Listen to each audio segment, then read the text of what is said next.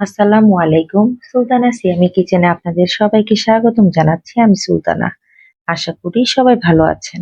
নিয়ে এসেছি আপনাদের জন্য নতুন একটি রেসিপি। আজকে আমি আপনাদেরকে দেখাবো খুবই আনকমন এবং মজাদার একটি রেসিপি। সরিষা পোস্ত দিয়ে পাবদা মাছের ঝোল।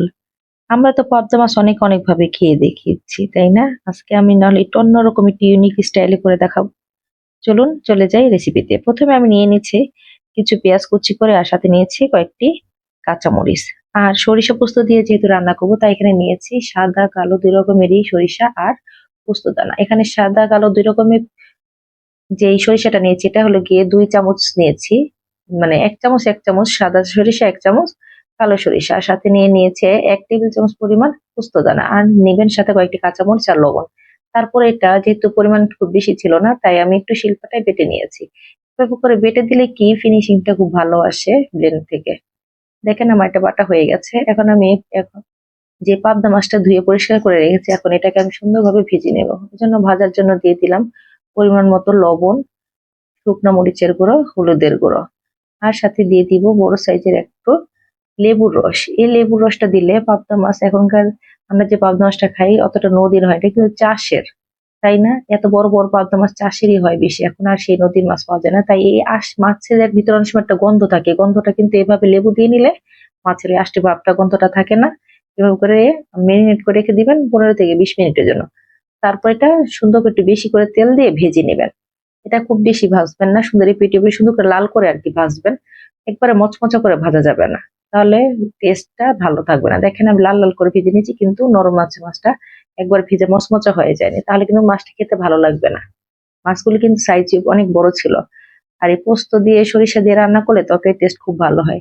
আমি যেই তেল দিয়ে মাছ ভেজেছি সেই তেলে এখন দিয়ে দিলাম পরিমাণ মতো পেঁয়াজ কুচি। খুব বেশি পেঁয়াজ কুচি এখন দিবেন না, তাহলে হবে কি, যেহেতু সরিষা পোস্ত দিয়ে রান্না করবো তরকারি মানে অতিরিক্ত হয়ে যাবে, তাই আপনি বুঝে পেঁয়াজটা দিবেন।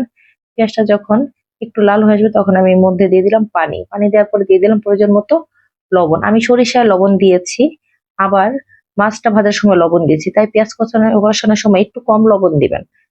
আর এখন দিয়ে দিলাম 1.5 টেবিল চামচ পরিমাণ আদা, রসুন এবং জিরার পেস্ট। আমি এই রান্নায় কোনো ধনিয়া ইউজ করি না, আপনারা ইচ্ছে করলে ইউজ করতে পারেন, সমস্যা নেই। আর এখন দিয়ে দিলাম সরিষা আর পোস্ত বাটা। এই সরিষার পোস্ত বাটাটা দিয়ে তরকারি রান্না করলে যে এত মজা হয়, আপনারা অবশ্যই ট্রাই করে দেখবেন। এখন সরিষা পোস্তটা দেওয়ার পরে আপনারা একটুখানি হালকা একটু কষিয়ে নেবেন। তারপরে সাথে সাথে ওই কষানোর মধ্যেই আপনি দিয়ে দিবেন 1 চামচ পরিমাণ মরিচের গুঁড়া, আর 1.5 চামচ পরিমাণ হলুদের গুঁড়ো। খুব বেশি মরিচের গুঁড়া দিতে যাবেন না, আমি কিন্তু অলরেডি এখানে কাঁচামরিচ দিয়ে পোস্তটা আর সরিষাটা বেটে নিয়েছিলাম। তাই এখানে চেষ্টা করবেন আপনার একটু কম ঝাল দিতে। আর এইসব তরকারি না একটুখানি খুব ঝাল ঝাল ভালো লাগে না, একটু মিষ্টি মিষ্টি মানে কম ঝাল ভালো লাগে।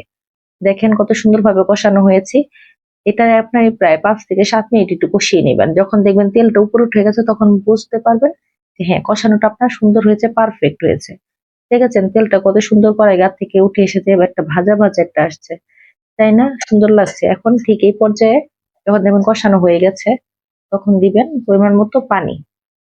পানিটা যখন দিবেন গরম পানি দিবেন, তাহলে রান্নাটা সহজ হয়, তাড়াতাড়ি হয়ে যায়। দেখেন পানি দেওয়ার সাথে সাথে বলক এসে পড়েছে। এখন আপনি যে মাছগুলি আগে ভেজে রেখেছিলাম, এখন মাছগুলি সবগুলি সুন্দর করে আস্তে আস্তে একটা একটা করে পুরোটা কড়াইয়ের মধ্যে বিছিয়ে দিব। একটার উপরে একটা প্রথমে দিতে যাবেন না। প্রথমে সুন্দর সুন্দর, যেহেতু বড় মাছগুলি বড় বড়, তাই আস্তে আস্তে করে দিবেন, মাছগুলি যাতে ভেঙে না যায়। যেহেতু সরিষা দিয়ে পোস্ত দিয়ে রান্না করছেন, সহজে কিন্তু দেখা যাবে না, তাই একটু বুঝে শুনে করবেন। এখন আমি এটাকে ঢেকে দিব 10 মিনিটের জন্য। দেখেন 10 মিনিট পরে আমার তরকারি রান্নাটা কিন্তু প্রায় হয়ে এসেছে। এই রান্না করতে খুব বেশি সময় লাগে না, মাছটাও সিদ্ধ হয়ে গেছে। এখন আমি এ পর্যায়ে দিয়ে দিব চিড়ে রাখা কয়েকটি কাঁচামরিচ। লাস্টে কাঁচামরিচটা আপনারা অবশ্যই দিবেন, কারণ এই কাঁচামরিচটার কারণে ফ্লেভারটা খুবই ভালো হয়। অনেকে ধনেপাতা দেয় তরকারিতে, টমেটো পেস্ট করে বা টমেটো এভাবে দেয়, কিন্তু যেহেতু সরিষা পোস্ত দিয়ে রান্না করা, তাই আমি এখানে টমেটো বা ধনেপাতা ইউজ করলাম না, আমি এভাবে রান্না করেছি। এভাবে খেতেই কিন্তু এটা খুবই মজার ছিল। আপনারা এই পাবদা মাছটা অবশ্যই বাসায় রান্না করে খেয়ে দেখবেন, খুবই ভালো লাগবে। এটা শুধু ভাত না, পোলাও, সাদা পোলাও দিয়ে রান্না করে খেলেও খুবই ভালো লাগে। আপনারা সবাই ট্রাই করবেন। যখন দেখবেন ঝোলটা এই যে এমন একবারে শুকিয়ে এসেছে, তখন চুলার ফ্লেমটা একবারে টোটালি বন্ধ করে দিবেন, এটা তেলের উপরে আস্তে আস্তে এসে পড়বে। আমার কিন্তু রান্না হয়ে গেছে, তৈরি হয়ে গেল মজাদার সরিষা পোস্ত দিয়ে পাবদা মাছের ঝোল অবশ্যই বাসায় সবাই রান্না করে খাবেন। মেহমানদার আসলেও এই ডিশটা অবশ্যই আপনারা রান্না করে দিতে পারেন। মেহমানরাও খুব পছন্দ করবে।